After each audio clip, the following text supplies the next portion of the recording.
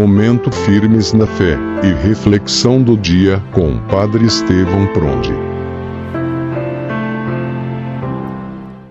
Em nome do Pai, e do Filho, e do Espírito Santo. Amém. Inspirai, ó Deus, as nossas ações e ajudai-nos a realizá-las, para que em vós comece e para vós termine tudo aquilo que fizermos. Por nosso Senhor Jesus Cristo, vosso Filho, na unidade do Espírito Santo. Amém. Amado ouvinte, feliz e abençoado dia, feliz domingo, a você, a toda a sua família. Que alegria nos encontrarmos hoje através do nosso programa Momento Firmes na Fé, onde refletimos o Evangelho do dia, ainda mais neste dia tão especial em que a Igreja nos convida a rezarmos com o testemunho de São Pedro e São Paulo. Vamos ao Evangelho deste dia, que nos é narrado pelo evangelista Mateus, capítulo 16, versículos de 13 a 19. Naquele tempo, Jesus foi à região de Cesareia de Filipe e ali perguntou aos seus discípulos: Quem dizem os homens ser o Filho do Homem? Eles responderam: Alguns dizem que é João Batista, outros que é Elias, outros ainda que é Jeremias ou algum dos profetas.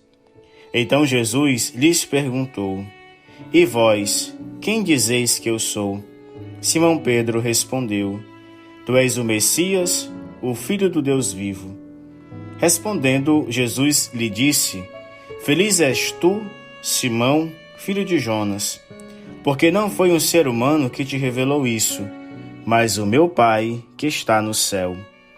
Por isso eu te digo que tu és Pedro, e sobre esta pedra construirei a minha igreja, e o poder do inferno nunca poderá vencê-la. Eu te darei as chaves do reino dos céus. Tudo o que ligares na terra será ligado nos céus. Tudo o que desligares na terra será desligado nos céus. Palavra da salvação.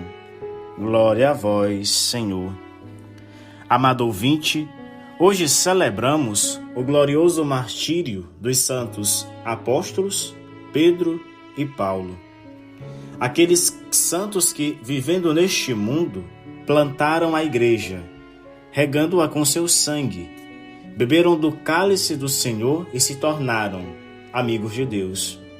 Aqui nós lembramos aquela passagem do Evangelho em que Jesus pergunta aos discípulos se eles podem beber do cálice que o Cristo beberá. E eles dizem sim, podemos, mesmo sem saber que o cálice significa o sofrimento, de que eles morreriam sofrendo o mesmo sofrimento do Cristo Jesus, o martírio. Cristo Jesus se entrega por cada um de nós, para que tenhamos vida. Veja bem, Pedro é aquele a quem o Senhor constituiu como fundamento da unidade visível da sua igreja, e a quem concedeu as chaves do reino. Paulo, chamado para ser apóstolo, é de um modo único e especial. Ele tornou-se o doutor das nações pagãs, levando o evangelho aos povos que viviam nas trevas. Um pela cruz e o outro pela espada. Deram o testemunho perfeito de Cristo, derramando o seu sangue e entregando a vida. Amado ouvinte, a igreja ela é apostólica. Esta é a sua propriedade essencial. João, no Apocalipse, vê a Jerusalém celeste fundada sobre 12 alicerces, com os nomes dos 12 apóstolos do Cordeiro. Apocalipse capítulo 21, versículo 14. A igreja, ela não pode ser fundada por ninguém, a não ser pelo próprio Senhor, que a estabeleceu sobre o testemunho daqueles 12 primeiros que ele mesmo escolheu. Seu alicerce, portanto, a sua origem, seu fundamento, são o ministério e a pregação apostólica, que na força do Espírito Santo deverão perdurar até o fim dos tempos, graças à sucessão apostólica dos bispos católicos. Dizer que nossa fé é apostólica significa crer firmemente que a fé não pode ser inventada, nem tampouco deixada ao bel prazer das modas de cada época. Crer que a Igreja tem como fundamento os apóstolos significa afirmar que não somos nós, mas o Cristo, no Espírito Santo, quem pastoreia e santifica a Igreja pelo ministério dos legítimos sucessores dos apóstolos. Um aspecto importante, amado ouvinte, é o significado de ser apóstolo. Ele não é somente aquele que prega Jesus, mas sobretudo aquele que, escolhido pelo Senhor, com ele conviveu, nele viveu e por ele entregou sua vida. Os apóstolos testemunharam Jesus, não somente com a palavra, mas com o modo de viver e com a própria morte.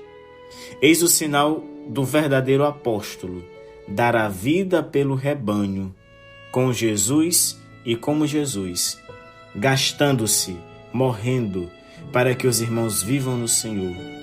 Por isso, amado ouvinte, a alegria da festa de hoje, Pedro e Paulo não só falaram, mas viveram, mas também morreram pelo seu Senhor. E já sabemos pelo próprio Cristo, Deus, que não há maior prova de amor que dar a vida por quem amamos. Bem-aventurado é Pedro, bendito é Paulo, que amaram tanto o Senhor a ponto de darem a vida por ele. Nisto são um exemplo, um modelo, uma norma de vida para nós. Aprendamos com eles. Quem era Simão, chamado Pedro? Um pescador sincero, rude, impossível e de temperamento movediço. No entanto, foi fiel à graça e tornou-se pedra sólida da Igreja, tão apegada ao seu Senhor, a ponto de exclamar, cheio de tímida humildade: Senhor, tu sabes tudo, tu sabes que eu te amo. Quem era Saulo de Tarso, depois chamado Paulo? Um doutor, teimoso e radical fariseu, inimigo de Cristo. Tendo sido fiel à graça, tornou-se o grande apóstolo de Jesus Cristo, tão apaixonado pelo seu Senhor, a ponto de nos desafiar: sede meus imitadores, como eu sou de Cristo. Amado ouvinte, abramo-nos também nós à graça que o Senhor nos concede para a edificação da sua obra, para a construção do seu reino, e digamos como São Paulo: pela graça de Deus sou o que sou, e sua graça em mim não foi em vão.